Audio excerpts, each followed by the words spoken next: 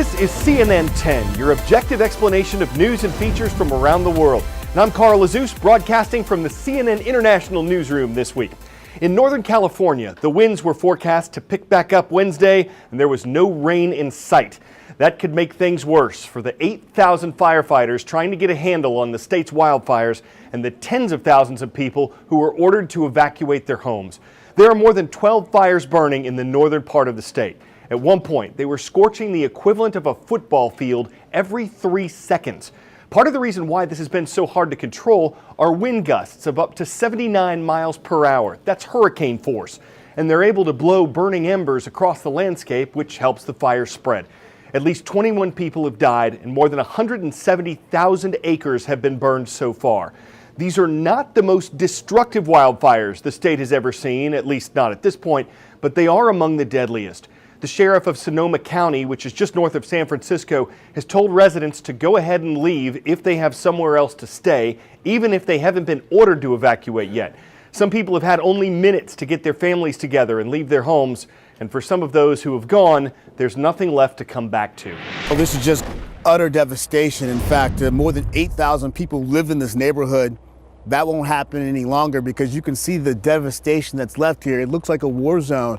All the homes in this neighborhood are gone, burned to a crisp. And if you look back here, the only thing we've been able to make out is the washer and dryer that's in the back of this home where maybe the laundry room was. And this repeats itself over and over again. And then you think about that video that we've been showing time and time again, when you see the flames that were everywhere. This was a fast moving fire with hurricane force like winds that was just moving through the area. 20,000 people have had to evacuate so far.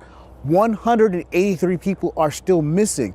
They're telling us they don't believe all those people are dead because the communications in this area has been so spotty. So what they're hoping is some of these people will turn up in those evacuation centers when they tried to flee this area.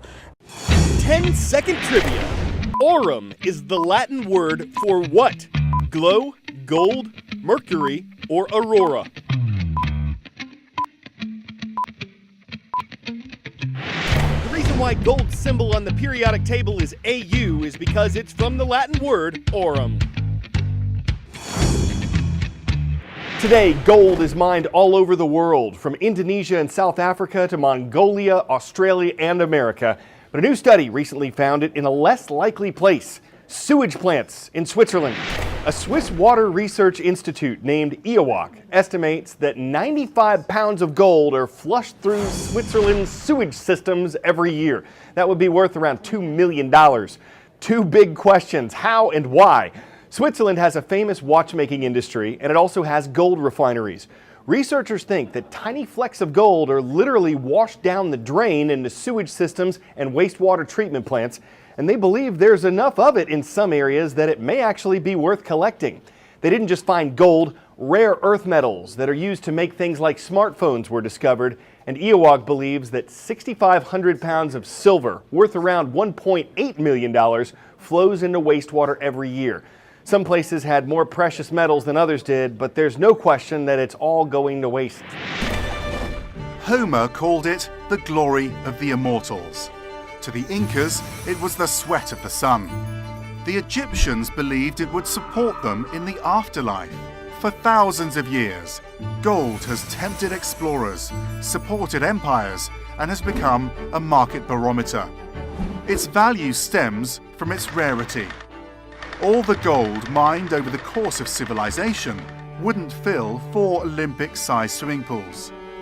A direct link between gold and currency emerged in 550 BC, when the first gold coins were struck in what is now part of modern Turkey. In the 19th century, currencies around the world were fixed to gold. That lasted until 1971. When President Nixon announced the US would no longer exchange dollars for gold at a set price. For investors, though, gold still glitters in times of crisis.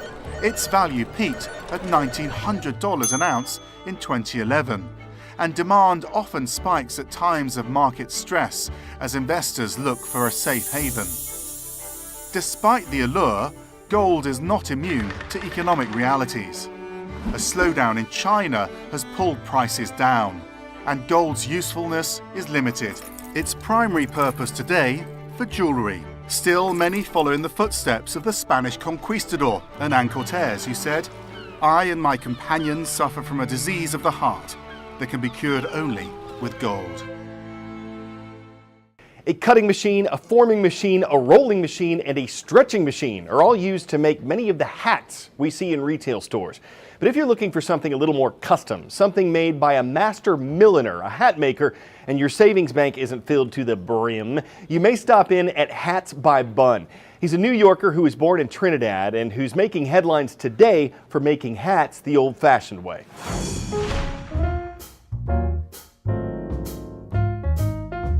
I think society started devolving when men stopped wearing hats like this.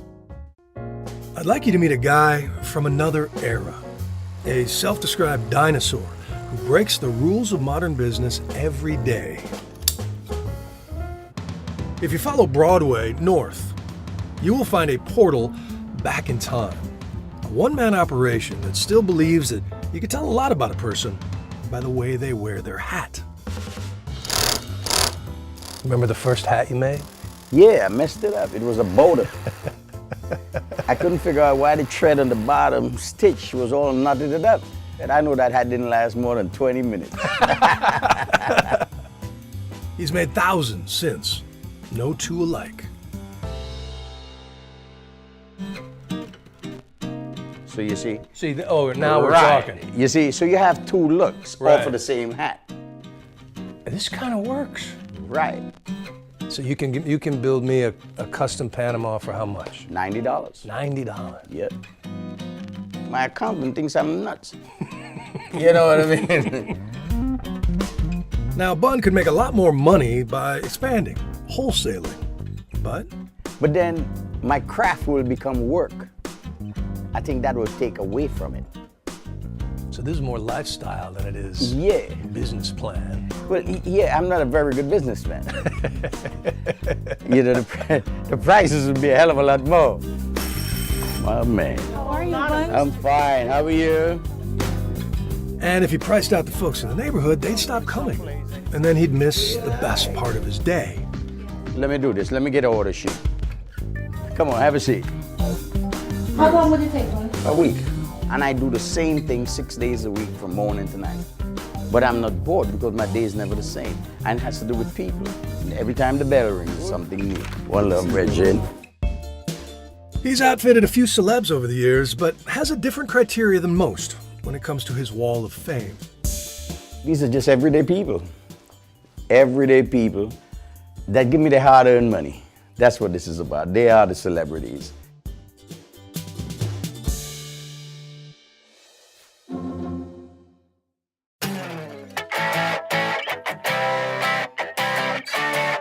Could this be the future of ground or just off the ground transportation? May not look particularly sporty, but it's the winning proposal in a design competition sponsored by the French car company Renault. This is just an idea at this point. Because it wouldn't actually touch the ground, it's called Float, and it would do that by using magnetic levitation technology. Magnets could also help it link up with other floats for a very unique kind of carpool. Get it? Float in a carpool? Woo! That would make a splash. Other cars just cover miles. This would hover them.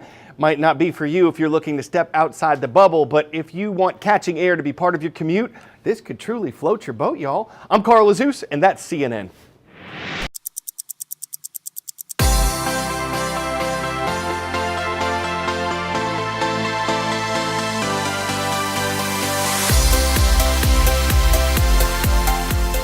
This is CNN 10, your objective explanation of news and features from around the world. And I'm Carl Lazus, broadcasting from the CNN International Newsroom this week. In Northern California, the winds were forecast to pick back up Wednesday, and there was no rain in sight. That could make things worse for the 8,000 firefighters trying to get a handle on the state's wildfires and the tens of thousands of people who were ordered to evacuate their homes. There are more than 12 fires burning in the northern part of the state. At one point, they were scorching the equivalent of a football field every 3 seconds. Part of the reason why this has been so hard to control